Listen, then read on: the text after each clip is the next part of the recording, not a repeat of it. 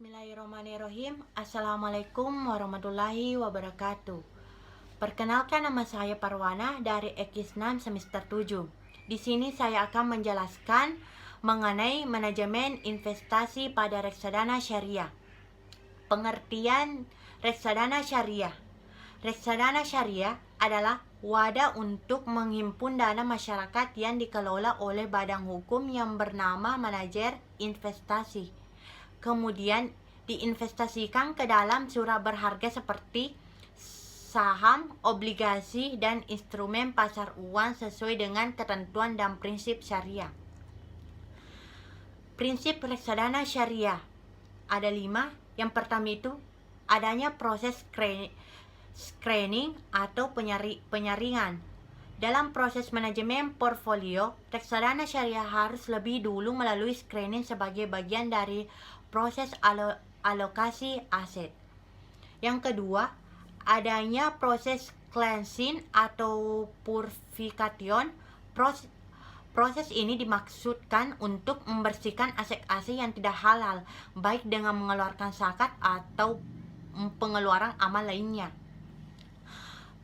Yang ketiga, pengawasan yang lebih selektif selain dari Bapepam sebagai pasar modal syariah dalam seluruh kegiatan operasional dan bertujuan agar tetap berada dalam ketentuan syariah yang berlaku.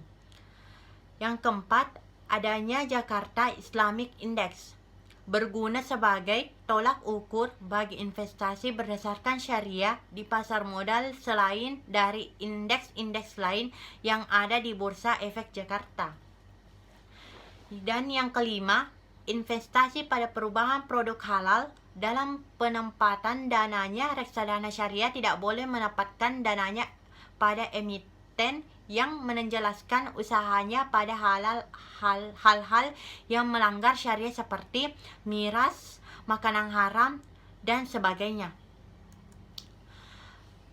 Keuntungan reksadana syariah ada 3. Yang pertama itu reksadana syariah menggunakan prinsip pengelolaan investasi syariah sehingga investor dan penanaman modal akan terjamin sehingga investor dengan berputaran uang yang halal. Yang kedua, reksadana syariah berprinsip pada tata cara dan hukum yang diisyaratkan oleh Islam. Maka reksadana syariah berpedoman pada kejelasan setiap ketentuan yang tertera. Yang ketiga, tidak ada praktik yang diharamkan seperti gharar, maisir, dan riba. Praktik ini yang harus dihindari oleh investasi yang berbasis syariah. Kerugian reksadana syariah. Yang pertama itu resiko berkurangnya nilai investasi yang dipengaruhi oleh turunnya harga dari efek atau saham, obligasi, dan surat berharga lainnya yang masuk dalam portofolio reksadana tersebut.